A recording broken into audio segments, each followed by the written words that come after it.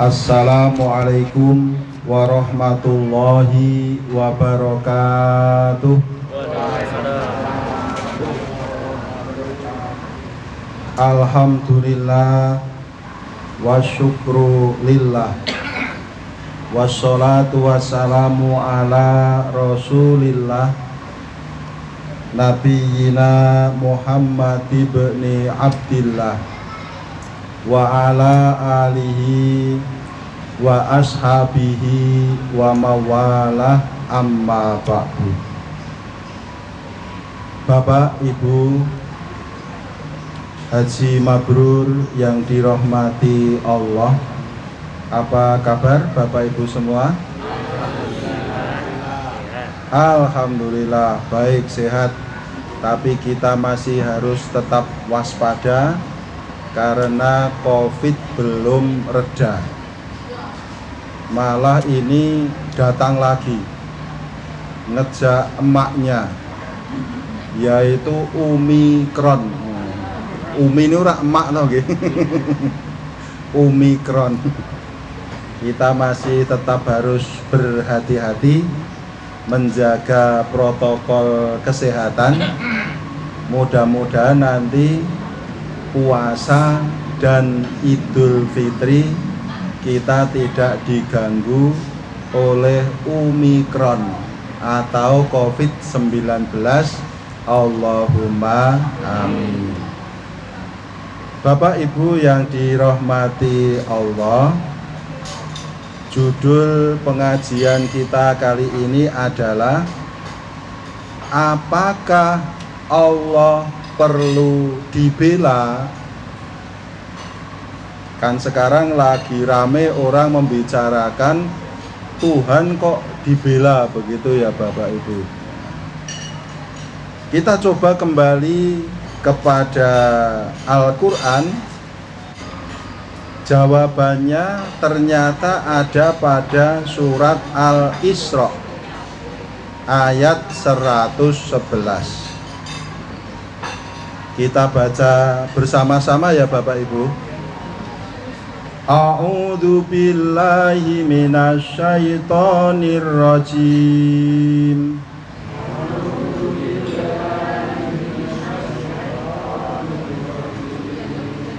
Wa qulil hamdulillahilladzi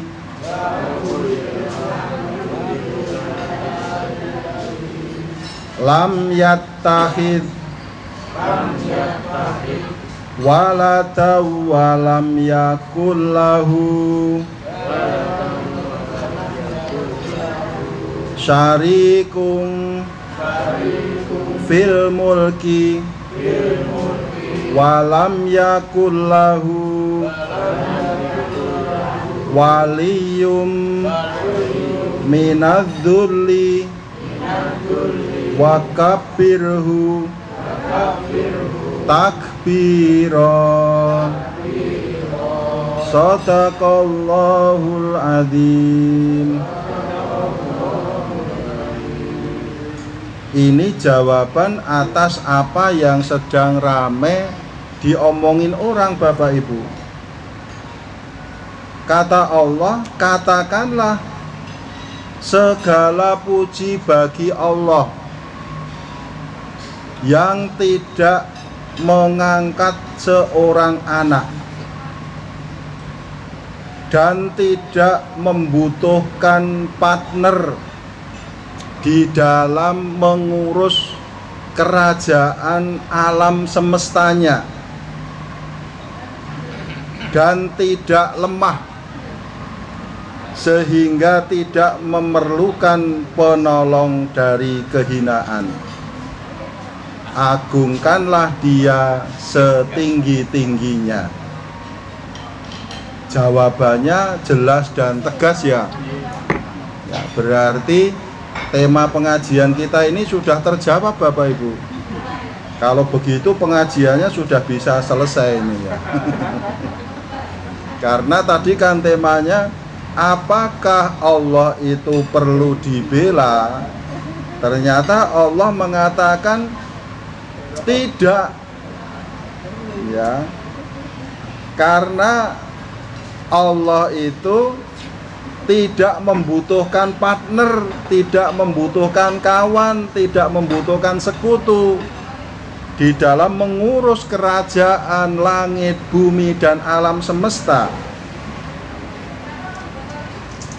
Walam yakul lahu waliyun, Allah juga tidak butuh penolong, tidak butuh pembela. Orang Allah yang maha agung, maha besar, maha kuasa kok dibela.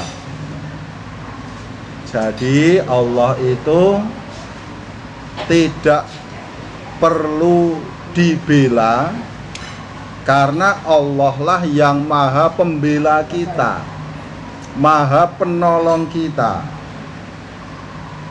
Lah terus orang-orang yang ributin itu gimana Pak Lukman? Pun kajengi, biarin saja. Kalau mereka itu maksudnya ingin mengejek, mengolok-olok agama Islam atau mengejek Allah, kalau niatnya begitu ya dia berdosa. Tapi kalau tidak ada niatan untuk begitu ya tentunya tidak berdosa. Tergantung apa yang mereka ucapkan itu permainan kata atau bukan. Ya, kalau permainan kata itu ada ulama yang mengatakan kalimatu haqqin yuradu biha batilun. Perkataan yang zahirnya benar, omongannya kelihatannya benar, tapi yang dimaksud adalah kebatilan. Ngomongnya kayak benar, tapi dia sasaran tembaknya itu sebenarnya ingin membuat kekacauan. Nah, kita tentu tidak perlu ikut-ikutan yang seperti itu. Hal yang sama juga terjadi pada masa Rasulullah Shallallahu Alaihi Wasallam, Bapak Ibu. Orang Yahudi itu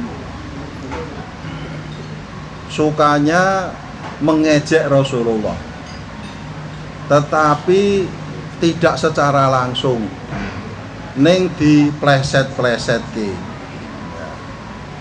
Maka di dalam surat Al-Baqarah ayat 104 itu kan Allah mengatakan, ya ayyuhalladzina amanu la taqulu ra'ina wa qulu dzurna wasma'u walil kafirina adzabun alim.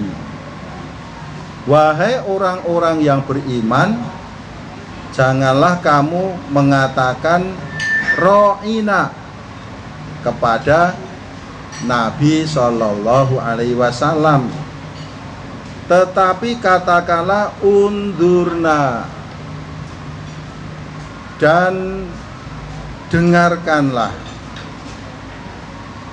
Orang-orang kafir akan mendapatkan azab yang pedih. Jadi ceritanya dulu orang Yahudi itu kalau kepada Nabi ketoke alus begitu, ya. Ya Rasulullah, ro'ina, panjenengan pirsani kula, tolong perhatikan saya ya Rasulullah, ya. Tapi kadang-kadang sok diplesetke, ro'ina niku sok diplesetke dadi ru'unah, ya. Ru'unah niku cara basane dhewe goblok ngoten nggih. Ya. Oh, ya goblok. Nah, itu plesetan Bapak Ibu. Kelihatannya halus tapi sebenarnya memaki. Maka kemudian Allah memerintahkan kalau matur kepada Nabi jangan ro'ina, tetapi undurna. Ya, sama artinya, tapi yang undurna ini tidak bisa diplesetke. Ya, kalau yang ro'ina itu orang Yahudi biasa memakai kalimat itu ketoke alus ning sok diplesetke dadi ru'unah.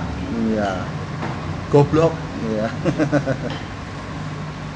Itu maka ucapan itu kembali kepada yang mengucapkan. Apakah itu memang sesungguhnya dia tidak bermaksud menghina Tuhan, atau itu permainan kata-kata yang sebenarnya ada udang di balik batu ya, ada maksud yang tersembunyi. Kalau udang di balik rempeyek kan enak ya Bapak Ibu. Nah begitu ya, jadi ya biar saja. Terus bagaimana Pak Lukman? Kalau begitu apa yang perlu kita lakukan untuk agama kita yang kita cintai ini? Kalau kita ingin berbuat kebaikan, maka tolonglah agama Allah. Yang ditolong agama Allah. Allah telah memerintahkan kita pada Al-Quran surat Muhammad ayatnya 7. Kita baca bersama-sama lagi ya. Ya ayyuhalladzina amanu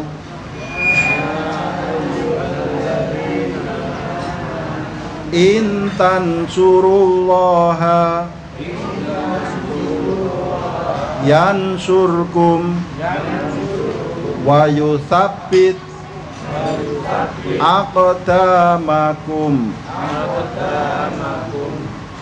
Wahai orang-orang yang beriman, jika kamu menolong agama Allah, maka pasti Allah akan menolongmu dan meneguhkan kedudukanmu. Jadi kedudukan kita,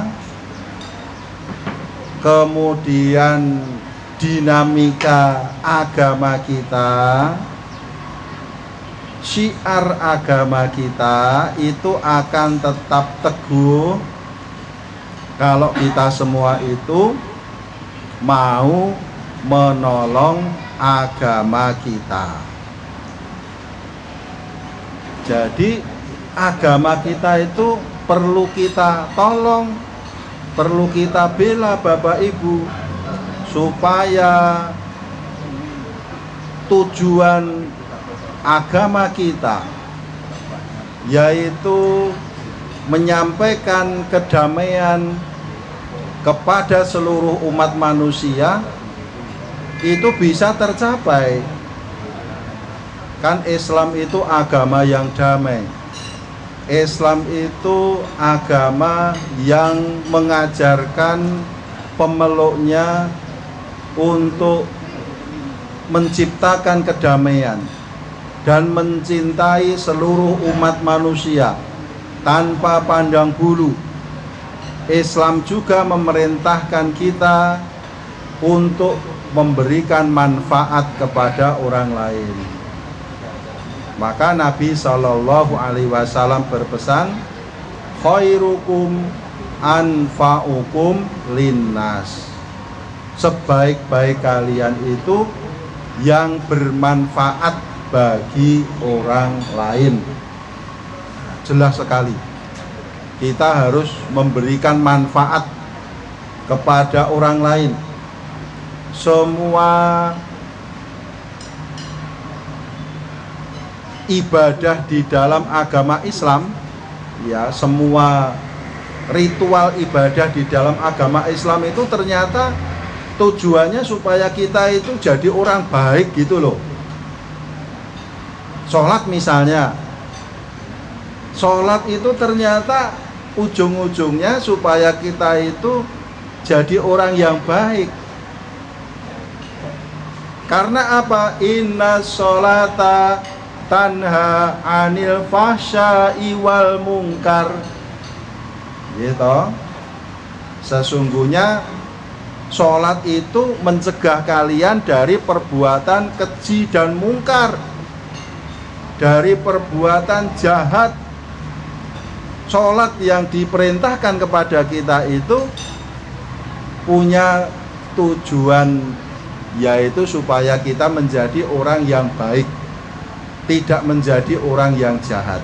Oh jelas, Islam mengajarkan kedamaian melalui ritual ibadahnya, supaya orang Islam itu jadi orang baik.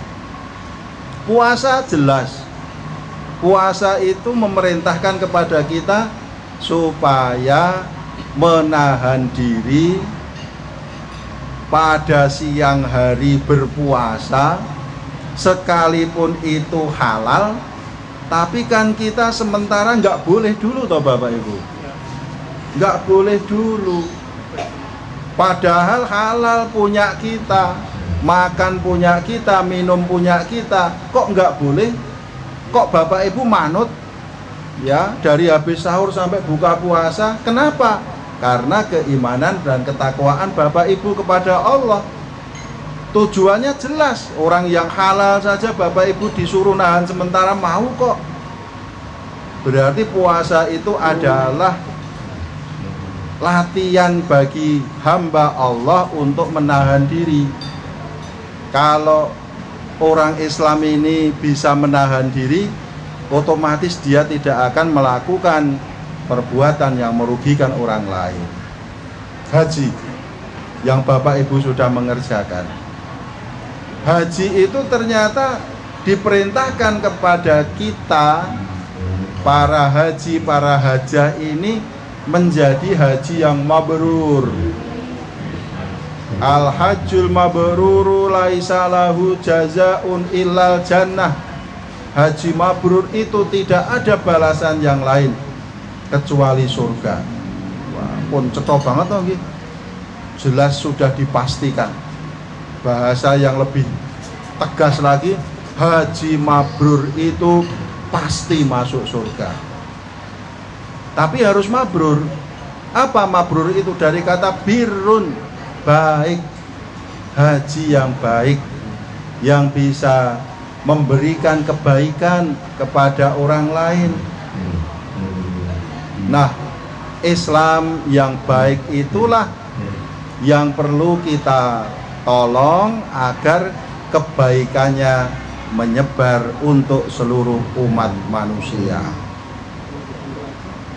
Demikian pula Bapak Ibu, Nabi dan para sahabat juga menolong agama Allah banyak sekali. Tetapi contohnya, misalnya para sahabat itu dibela-belain berhijrah, pindah enggon dari Mekah, keluar Mekah.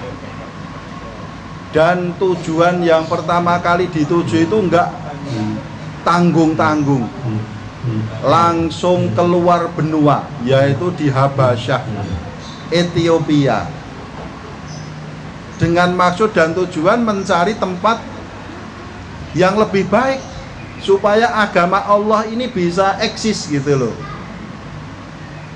Tetapi ternyata usaha sahabat ini belum berhasil.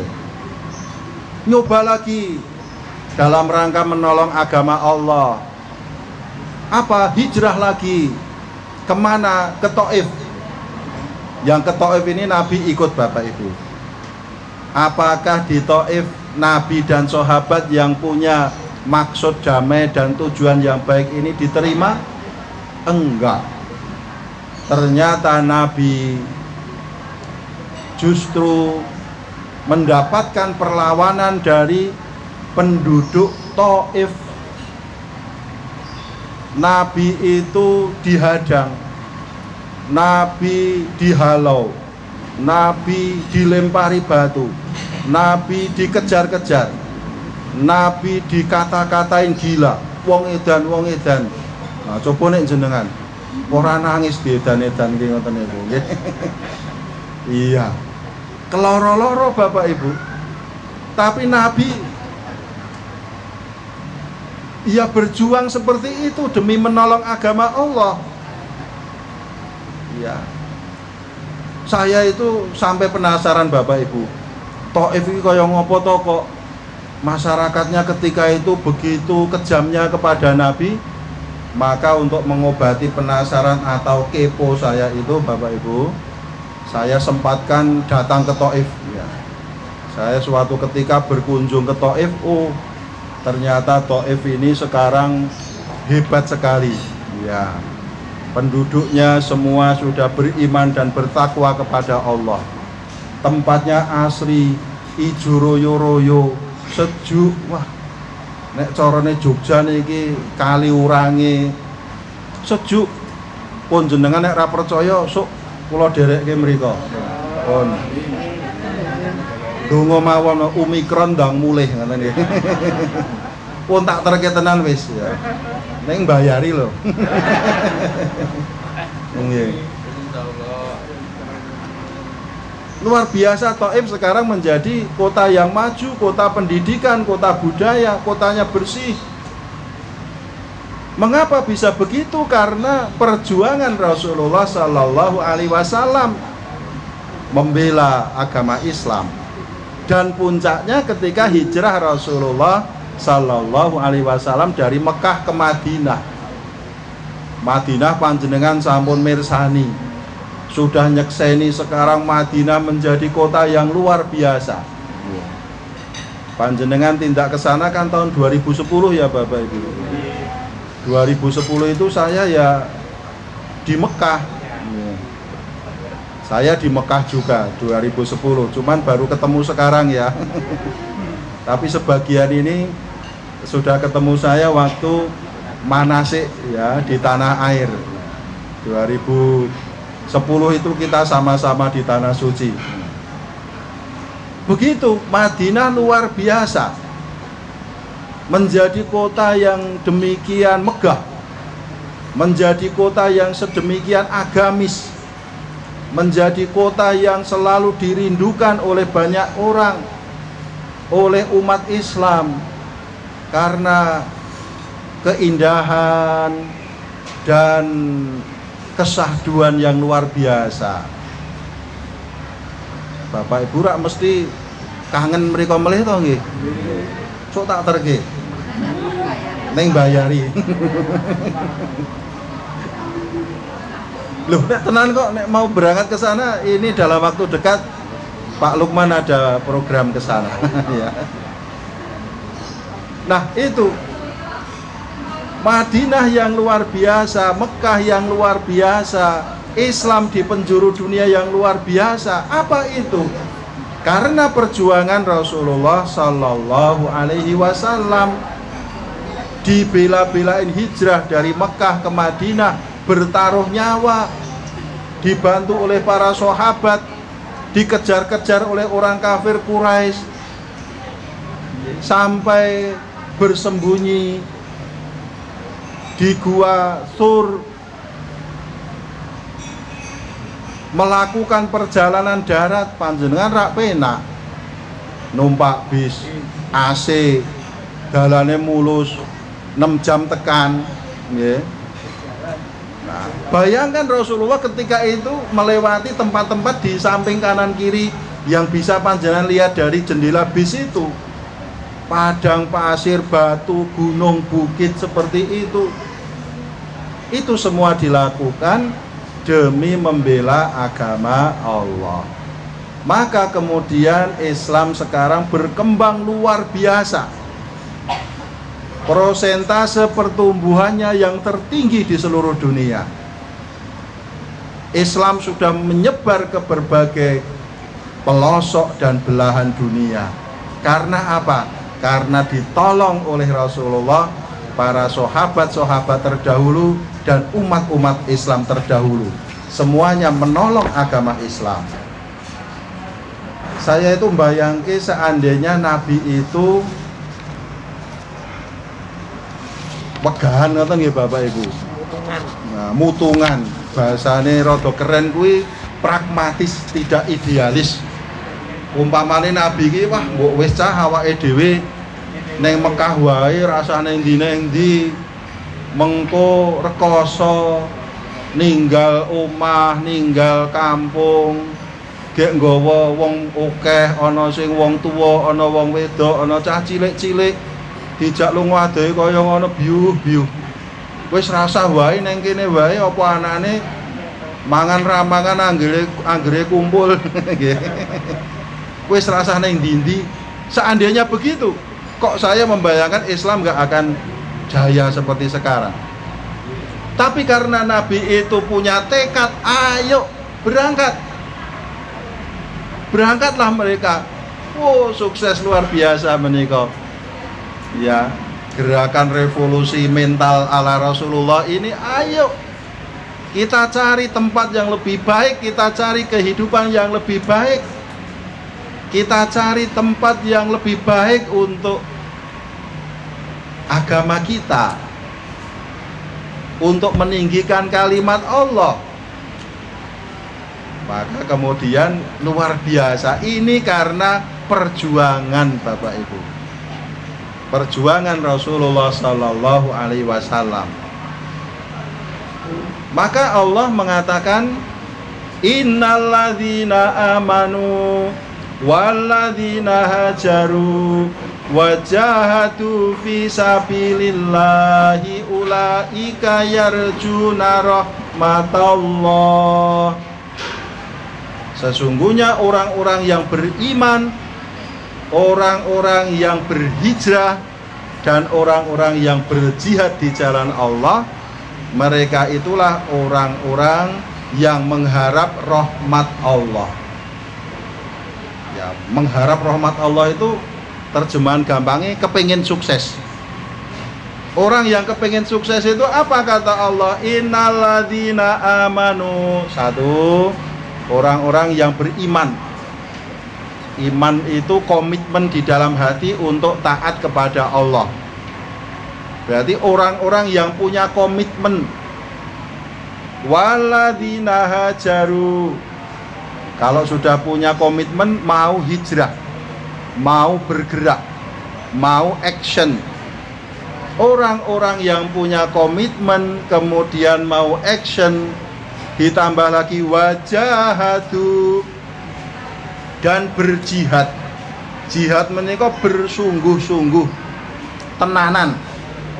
Jadi orang yang punya komitmen, mau action, kemudian bersungguh-sungguh di dalam usahanya, itulah orang yang akan sukses. Ini yang dilakukan oleh Rasulullah Sallallahu Alaihi Wasallam di dalam hijrah beliau. Maka karena usaha Rasulullah yang luar biasa inilah, maka kemudian Islam mendapatkan kejayaan seperti sekarang ini. Terus apa yang bisa kita lakukan Pak Lukman? Nah, kita melakukan yang diperintahkan oleh Allah kepada kita. Kita memberikan kepedulian kita kepada orang lain. Bahasanya Allah di dalam Al-Quran itu, kita memberi pinjaman kepada Allah. Ngutangi Gusti Allah Bapak Ibu. Ya, di dalam Al-Baqarah ayat 245 itu kan Allah menyampaikan, man dzalladzi yuqridullaha qardan hasanan fayudha'ifahu lahu ad'afan katsirah wallahu yaqbidu wa yabsut wa ilaihi turja'un. Siapa yang mau memberi pinjaman yang baik kepada Allah, maka dia Allah akan melipat gandakan pembayaran atas pinjaman itu bagi orang itu berkali-kali lipat. Allah menyempitkan dan melapangkan rizki, kepadanya lah kamu dikembalikan. Nah, ini maksud memberikan pinjaman kepada Allah adalah menginfakkan harta di jalan Allah. Dari harta kita berikan sebagian untuk keperluan fisabilillah, untuk keperluan di jalan Allah. Maka ada hadis qudsi Bapak Ibu yang dirahmati Allah. Hadisnya sahih, diriwayatkan oleh Imam Muslim, Ibnu Hibban dan Al-Baihaqi dari Abu Hurairah. Rasulullah Shallallahu Alaihi Wasallam bersabda, menyampaikan firman Allah. Ini hadisnya cukup panjang. Ya bana adama maritu falam ta'udni al hadis. Hadisnya panjang, kita sampaikan terjemahannya saja ya Bapak Ibu. Ini pertanyaan yang terjadi nanti pada hari kiamat Bapak Ibu. Allah itu akan menanyai kita, wahai anak cucu Adam, aku sakit, tapi kok kamu nggak menjengukku? Lalu manusia itu menjawab, ya Rob, bagaimana aku menjengukmu sedangkan engkau adalah Tuhan alam semesta? Allah menjawab, apakah engkau tidak mengetahui sesungguhnya ada hambaku namanya si Fulan sedang sakit, tapi kok kamu tidak menjenguknya? Tidakkah engkau tahu sesungguhnya ketika engkau menjenguknya, aku pun berada di sisinya. Nah, ini memberikan pinjaman yang baik kepada Allah itu ternyata wujudnya, kalau ada saudara kita yang sakit, kita menjenguk. Nah, itu kita meminjami Allah dengan pinjaman yang baik Bapak Ibu. Karena Allah itu ada di sisi orang yang sakit itu. Wah, sekarang belum boleh kalau ada orang sakit, ya, apalagi positif COVID gitu. Nah, kita menjenguknya lewat HP saja ya, lewat virtual, ngaruhke. Allah berfirman lagi, wahai anak cucu Adam, aku kelaparan, tetapi mengapa engkau tidak memberiku makan?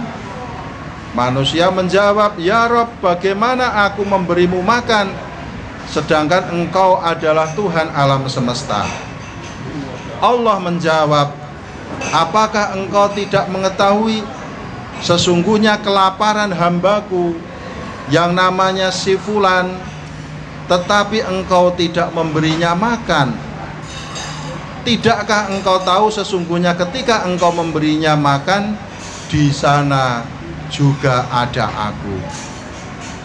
Allah berfirman lagi, wahai anak cucu Adam, aku haus, tetapi engkau tidak memberiku minum.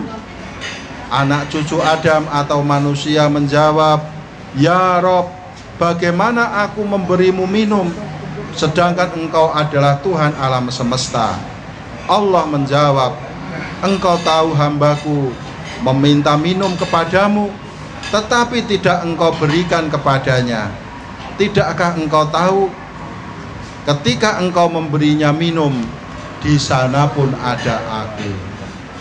Memberi pinjaman yang baik kepada Allah adalah dengan memberikan kebaikan kita kepada sesama Bapak Ibu.